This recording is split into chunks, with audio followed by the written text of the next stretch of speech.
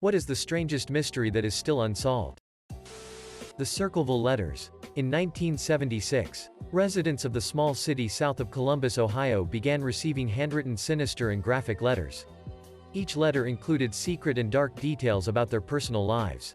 One resident received a ton of letters, accusing her of various unsavory acts. The author warned the resident that he had been keeping an eye on her home, as well as her comings and goings. The resident was horrified and tried to keep the letters a secret until her husband began receiving them. The attacks on the family continued, with large posters appearing around town spreading rumors about their 12-year-old child. One day in 1977, the husband left the house after receiving a call from who he thought was writing the letters. A few minutes later, the husband was found dead at the end of the street, dead behind the wheel. The sheriff had ruled it a homicide when he realized that a single shot had been fired before the accident. But there was no evidence that the husband was shot at the site. The sheriff found the husband was twice the legal limit and ruled it a drunk driving accident. The letters began once again, this time accusing the sheriff of covering up the true nature of the death. The letters also accused the sheriff of mishandling an investigation into the county coroner who had been accused of other grotesque acts. The harassment continued, this time with signs along the road, and in 1983, the original resident who had been accused of having an affair pulled over to remove a sign. During the effort to remove the sign, she discovered a box was attached and inside of it was a small pistol. The gun was part of a booby trap designed to fire when the sign was removed. Paul Freshour was arrested and given 25 years. But one small problem. The letter writing continued even after Freshour was put in jail. In a new batch of letters, the author had promised to dig up the grave of a deceased baby and mail the bones to the police in the case of another potential affair-turned-murder. Hundreds of residents continued to receive personal letters until 1994, when everything stopped. The Oakville Blob. In 1994, there was a rainstorm in Oakville. Only the raindrops were a strange clear substance that had the consistency of jello. Lots of people experienced flu-like symptoms after coming into contact with it. And people's dogs and cats all over the city were dying. When a local hospital ran a lab test on the substance after one of the patients suggested it, it was found that whatever this mysterious rain was, it had human white blood cells in it. Some time after that, a sample was also sent to the Washington State Health Laboratory, where it was being researched by epidemiologist Mike McDowell. After he determined that it was man-made and speculated that it was some sort of matrix for transporting viruses, bacteria, the samples suddenly went missing from the containment facility and his supervisor told him not to ask any questions. There are no known samples of the stuff anywhere today, despite being sent to several different facilities by various Oakville residents. So yeah, I'd personally say that this was clearly some sort of bioweapon test run, but by whom? I'd like to give the US government the benefit of the doubt here and assume it wasn't us testing something like that on our own citizens. But if it wasn't, why would it have been covered up like that? And you'd think an event like this would be a lot less obscure. Also, even if it being a bioweapon seems super obvious, how the heck did whoever dispersed it manage to make it rain over an entire city for several days? On April 19, 1995, a truck bomb detonated outside the Alfred P. Mora Federal Building in Oklahoma City, Oklahoma. The explosion killed 168 in what was the deadliest terrorist attack on the United States until 9/11. To date, it still remains the deadliest act of domestic terrorism in the country. One of the lesser-known things about this is the case of the missing leg.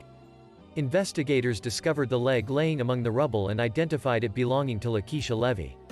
The only problem was, she'd already been buried with both her legs.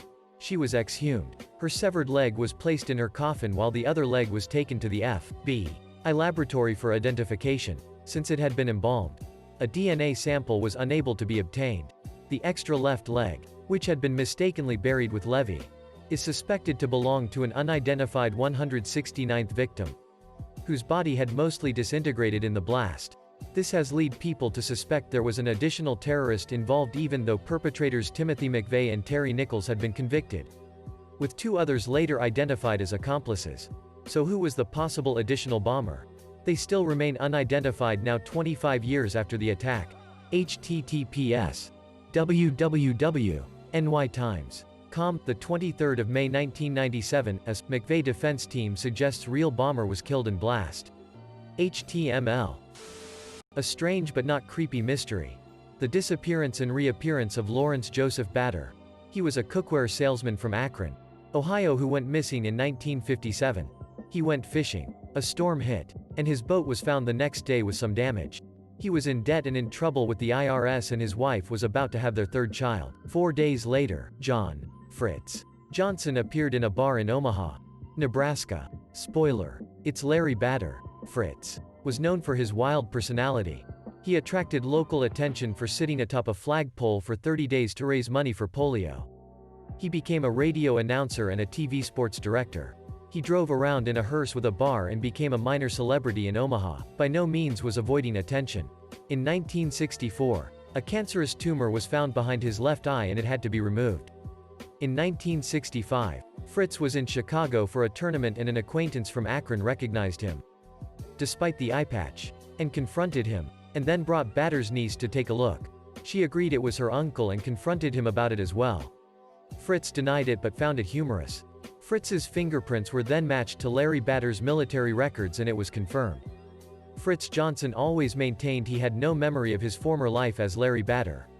Psychiatrists examined him and believed he was telling the truth even though he had financial reasons to assume a new identity, and the concept of someone forgetting their past and entirely constructing a different one with false memories is hard to fathom. It is also considered a possibility that the eye tumor had something to do with it. He ultimately died in 1966 from the eye tumor, and it was never determined conclusively whether he was lying or not. I am fascinated by this case especially because he had an entire change in personality. An entire life backstory as Fritz. And he made no effort to live a low profile to avoid discovery. I found this case while looking through the Wikipedia category of people who have faked their own deaths. Though it's debatable if this guy should even be on there. All of which are great stories. The lost a bomb off the coast of America, which the US government said not to worry about in the 50s and tried to cover up, was dumped in the ocean in an aviation accident, and it's still lost to this day. 100x more powerful than what was dropped in Japan. Another one is Colonel Philip Shue's death. This is where it gets weird. It was ruled a suicide. Literally any dig site in archaeology, even the ones that are just garbage and potsherds, are fascinating if you try to really picture the people behind them.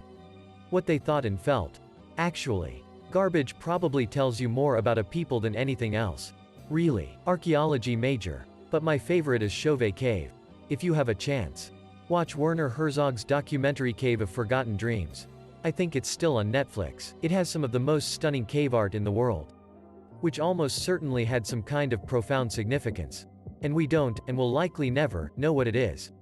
Moreover, there's evidence that the cave was abandoned for thousands of years and later returned to, only for the Ritternese to continue to make paintings in the exact same style and, possibly, for the exact same reasons. There is so much to be seen in these figures.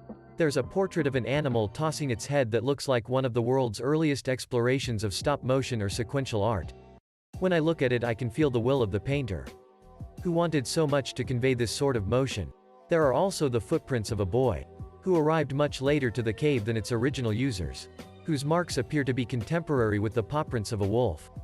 It's hard to say now, according to Cave of Forgotten Dreams, whether they walked together, whether they walked 20 years apart, whether they were friends, or whether the wolf was stalking the boy. But I read a blog post by a professional hunter and tracker, who looked at the footage of the prints from the film and said that they likely walked together. I wonder what they were thinking. If the boy had some knowledge of what he would find there. Or if he was simply exploring a cave and found some of the greatest art in human history. In Chauvet there is also the solution to a mystery. Until the discovery of Chauvet Cave, paleontologists were unsure as to whether cave lions had manes. On the cave walls there is an illustration of a cave lion with visible testicles and no mane. Settling that debate, if you would like to visit the cave, there is a 3D tour available here. The Overtoun Bridge. It's a bridge in Scotland where dogs always unexplainably jump off. It's very strange and nobody knows for certain why they do this. Dogs who survived reportedly walked back up and jumped off again. They even had to put up a warning sign to keep your dog on a leash and to watch them. A lot of theories say maybe it's because of certain scents or animals down below. But most people have disagreed with this theory. It's fucking weird. Edit. In reality, I've done more research thanks to some comments. And it seems like people have romanticized this to make it creepier than it actually is. I don't know exactly what to believe since there's so much misinformation out there. But I'll just believe the articles who've done the most research for now. They say it was most likely not hundreds of dogs. Because they can't find reports of that many jumping off like the legend says. It was only around 6. So it's likely that I was misinformed like so many other people were, and it's not actually a huge phenomenon lol. But it's still sad and a bit weird that 6 dogs jumped off. MV Joyita.